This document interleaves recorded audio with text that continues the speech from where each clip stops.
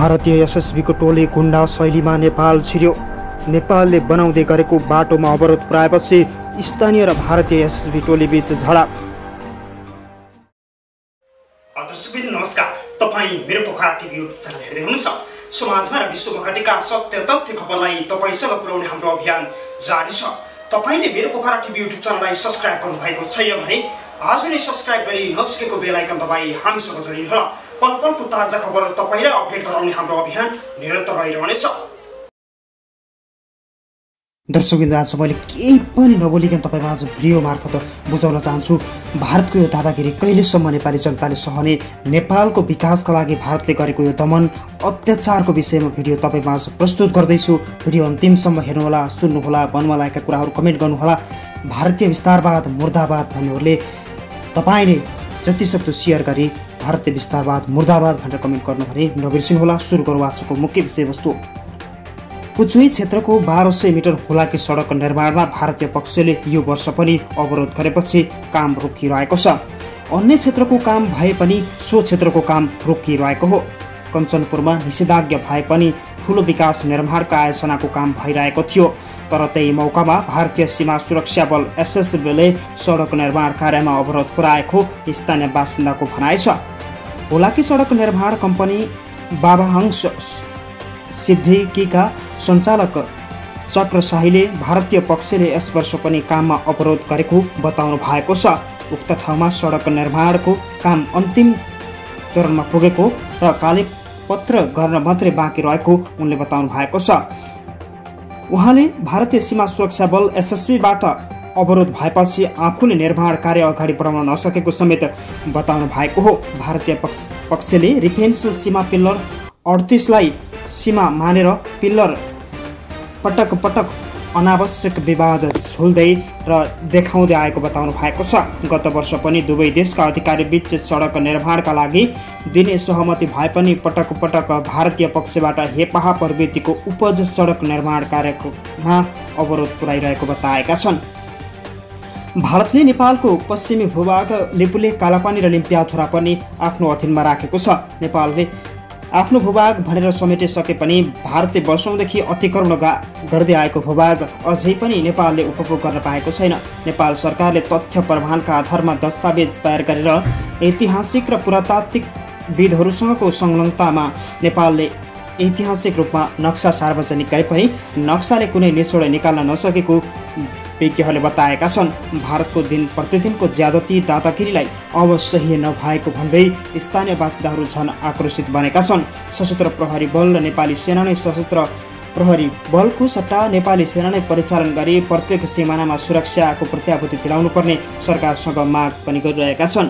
भारतीय पक्षले सो पुचाई क्षेत्रको पूर्वतिर 1200 मिटर सडक भारतमा पर्ने भन्दै काम रोक्न आवश्यक बखेडा झिक्दै आएको स्थानीय हरिचन्द्र ठकुरी बताउँदै आएका छन्। भारतीय पक्षले जीपीएस नक्साका आधारमा र त्यसकै माध्यमबाट उक्त सडक भारतको भूमिमा पर्ने दाबी गर्दै काम अवरोध गर्दै आएको उहाँले बताउनु भएको छ। भारतीय पक्षले फिल्मी शैलीमा आएर अवरोध गर्दा स्थानीयले भारतीय कामदार बीच विरोध भने गराइरहेका छन्। बलौरी नगरपालिकाका प्रमुख पोतेलाल चौधरीले नेपाली अधिकारीसँगको समन्वय तत्काल काम सुचारू गरिने समेत बताएका हुन्। हामीले यस विषयमा पटक पटक भारतीय पक्षसम्म सम्झौता र सहमति गरेका छौँ। उनले भने भारतीय पक्षबाट फेरि पनि विवाद बल्झिँदै आएको छ। बलौरी नगरपालिकामा उक्त सीमा विवाद उच्च तहबाटै समाधानका लागि बुधबार प्रधानमन्त्री कार्यालयमा पत्राचार समेत गरेको बताउनु भएको छ। भारतीय पक्षबाट वर्षै बिछे सडक अवरोधको विषयमा कञ्चनपुरका जिल्ला प्रमुख अधिकारी रामकुमार महतोले हुलाकी सडक आयोजनासँग विवादबारे पत्र पठाएको बताएका छन्। हामीले विवादको के हो भनेर आयोजनासँग पत्र पठाएका छौँ। प्रजियो महतोले भने उत्पादन र उत्पन्न विवादबारे भारतीय पक्षसँग समन्वय गरेर सरकारले छिटोभन्दा छिटो काम गर्ने वातावरण मिलाइदियोस् यही भन्न चाहन्छौँ भनेर उक्त पत्रमा आफ्ना लेखहरू प्रसारण गर्नुभएको छ। हुलाकी सडक खण्ड सिराहा खण्ड अन्तर्गत पनि कालो पत्रे गर्ने सडक निर्माण सुरु भएको देखिन्छ। सिराहाको सदरमुकाम महावीर चौकदेखि बलान नदी सिराहा सप्तरी जिल्लाको सिमानासम्मको हुलाक सडक निर्माण 29.8 किलोमिटरमा 7 मिटर चौडाई कालोपत्र भने भइरहेको देखिन्छ। 30 सीएम ग्राभेल 15 सीएम बेब्स प्राइम कोट लगाएर ट्यागेट 5 mm भएको बाटोमा निर्माण कार्य अगाडि बढाएको बताउनु भएको छ। नगरपालिका 7 शिवचौकदेखि औरोही नगरपालिका 5 सुन्दर जनता माध्यमिक विद्यालयको छेउछाउमा सडकको कालेपत्र निर्माण सम्पन्न भएको थियो र त्यस यता भारतीयले अवरोध गएपछि उक्त ठाउँको निर्माण कार्य भने अझै पनि सफल हुन सकेको छैन। नेपाल सरकारको ज्यादती र भारत सरकारको अझै ठूलो ज्यादतीका कारण नेपाली जनताले दिन प्रतिदिन शास्ति खेप्नु परेको बताउँछन्। उचाइ क्षेत्रको 1200 मिटर हुलाके सडक निर्माणमा भारतीय पक्षले दिन प्रतिदिन र वर्षै वर्षे अवरोध गरेपछि काम भने यथावत नै रोकिएको छ। अन्य क्षेत्रको काम भने सो क्षेत्रको भन्दा केही अगाडि बढिरहेको बताएका छन्। कञ्चनपुरमा विश्वव्यापी रूपमा फैलिएको कोरोना भाइरस कोभिड-19 ले आक्रान्त बनाइरहेको बेला नेपाल सरकारले लकडाउन गरिरहेको बेला पनि काम भइरहेको थियो।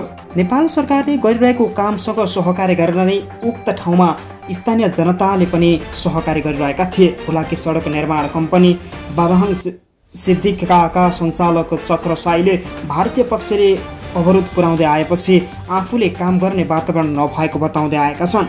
शाहीले भारतीय पक्षले यस वर्ष पनि काममा अवरोध गरेको बताउनु भएको छ। उक्त ठाउँमा सडक निर्माणको अन्तिम कालोपत्रे मात्रै बाँकी रहेको बेला भारतको दादागिरीले सीमा नागेको ठेकेदारले बताउँदै आएका छन्।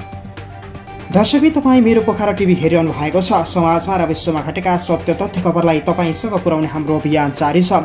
तपाईँले अहिलेसम्म पनि मेरो पोखरा टिभीलाई सब्स्क्राइब गर्नुभएको छैन भने अहिले नै सब्स्क्राइब गरी नजिकैको बेल आइकन दबाई हामीसँग जोडिनुहोला। यो भारतको ज्यादती अति नै भयो भनेहरूले यस लेख्नुहोला। आफ्नो भूभागमा आउन त दिनुपर्छ भनेहरूले नो लेखेर कमेन्ट गर्नुहोला। भारतीय सीमा सुरक्षा बल एसएसटीबाट बारम्बार नेपालको भूमि अतिक्रमण हुँदै आएको छ। ठूलो क्षेत्रमा आफ्ना फौज तैनात गर्ने भारतको ज्यादती कहिलेसम्म सहेर बस्ने भन्ने विषयमा स्थानीय बासिन्दाहरू झन आक्रोशित भएका छन्। स्थानीय बासिन्दाहरू सशस्त्र प्रहरी बल र नेपाल पुलिसको सहकार्यमा नै भारतीय पक्षलाई केही कदम पछि हटाउन सके आफू स्वतन्त्र भएर बाँच्ने स्थानीय बासिन्दाहरूको भनाइ छ। भारतीय पक्षले सो कुचाई क्षेत्रको पूर्वतिर 1200 मिटर सडक भारतमा पर्ने भन्दै काम रोक्न बारम्बार अवरोध गर्दै आएको छ। भारतको अवरोधले गर्दा नेपाली जनताले आफ्नो भूभागमा पनि बाटो निर्माण गर्न नसकेको जिज्ञासा बताउँदै आएका छन्। बलौली नगरपालिका प्रमुख पोतेलाल चौधरीले नेपाली अधिकारीहरूसँग समन्वय गरेर काम सुचारू गर्ने बताए पनि काम केही समय लाग्ने सुचारू हुन बताइएको छ। कामले छिटो नै तीव्र रूप लियोस् हाम्रो पनि यही कामना।